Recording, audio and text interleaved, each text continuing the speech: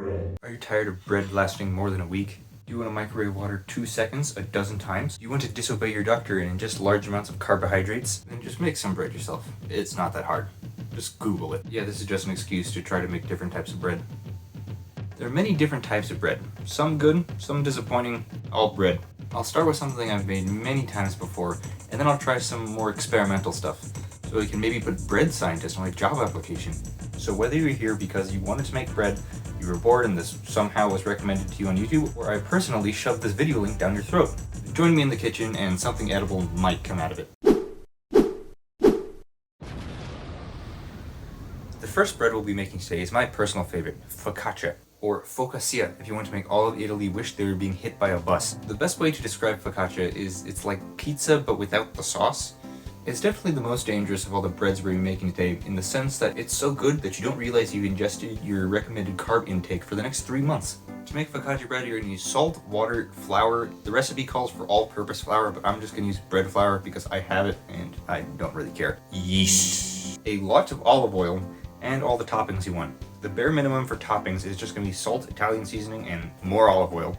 But I think we can do better than that. That's why I'm going to use an entire package of mozzarella cheese and an entire variety pack of meat. We add the sugar, salt, yeast, and olive oil to a bowl. We also need to add the water. It's very important that it's as close to 100 degrees Fahrenheit as possible. In my experience, that's about 20-ish seconds in the microwave. Don't worry, if you mess it up, the yeast will only kill itself out of spite, leaving you with horribly unrisable dough. Add the perfectly warm but not too hot water to the bowl. Whisk it together and then let it sit for about 20 minutes. There's a lot of waiting involved in bread making, so you're gonna need to find something else to do. Maybe subscribe. Or maybe just think about what you're gonna do as your whole life crashes around you. Add the flour to the mixture. Mix it up and then go back to contemplating your existence. Probably you should also grease a pan while you're waiting. Once you've come to terms with your own existence, move the pan from the dough to the bowl. Then cover your hands in a thick coat of olive oil and spread the dough across the pan. This usually takes about 3 or 4 coats of olive oil on your hands. And get used to having olive oil on your hands because you're going to be doing this multiple times. Cover the dough in parchment paper and then go to your therapy appointment because we need to wait for 45 minutes. Now with a better view on life, it's time to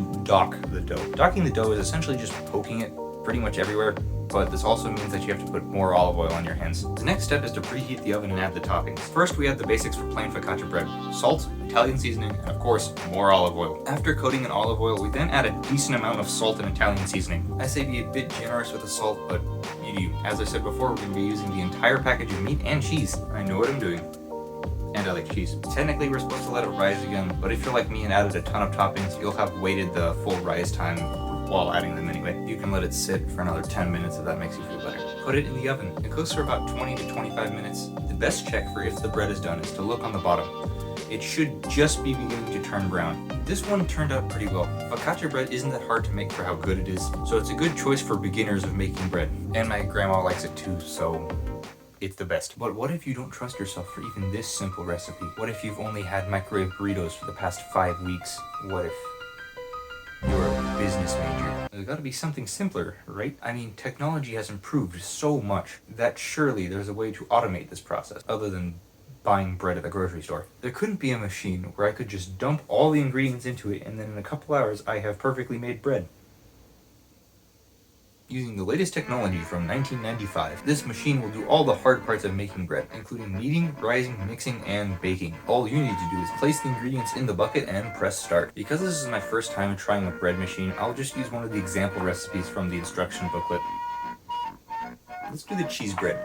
So we just slap everything in the bucket. The water only needs to be at 80 degrees Fahrenheit this time.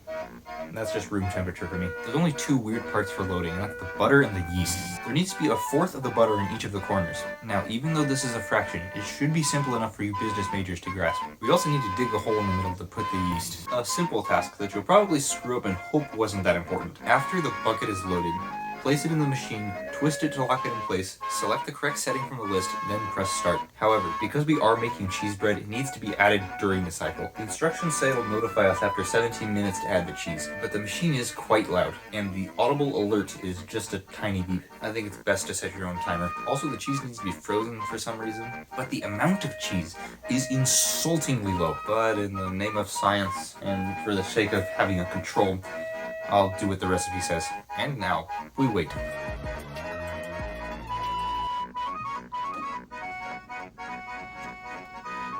After the arrival of the heat death of the universe, our bread is finally done. We remove the bucket and slowly shimmy the bread out.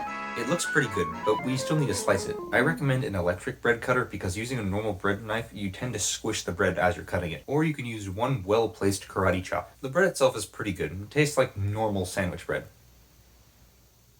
This bread is an insult to cheese. It has taken the cheese and it has removed it from existence, just like the robots will do to the human race after the iPhone 15 plus iPie gains sentience and takes over the world. The machine worked fine. The instructions were simple, but the recipe itself was ineffective. My problem of not having cheese bread was not solved by this recipe. Next time I'll try adding like 3 times the cheese. Although I would think the bigger issue would be that this bread has no preservatives since I didn't add any, so I'll have to eat it fast. After the disappointment of that cheese bread, I want to make something unhealthy. I want to bake something that'll make me forget about that horrible excuse for cheese bread. I want to make bread according to the Subway definition. We're going to make some butter bread. This recipe calls for 3 eggs, but they're listed as 1 egg and 2 egg. I want you to know this because I had to make an extra trip all the way to the fridge. It's probably because this recipe's in 2 parts. One for the bread, 1 part for the frosting. That definitely goes on bread. We preheat the oven right away, then mix together a single egg, butter, and the bread mix. We then put this mixture on the bottom of a greased pan. Next, we beat the cream cheese until you have to question whether it is a solid, liquid, or Bose-Einstein condensate. Then we add 2 eggs, vanilla, and of course, butter. It is bread after all. Now, we add enough powdered sugar to kill a pre-diabetic horse and pour half onto the prepared bread mix. We're gonna mix in some chopped Heath bars to the other half of the frosting because you lack self-control and you ate the chocolate meant for the other half. Spread the frosting on the other half and bake for 40 to 50 minutes. This butter bread is richer than Tim Cook, so named because he's definitely a cook.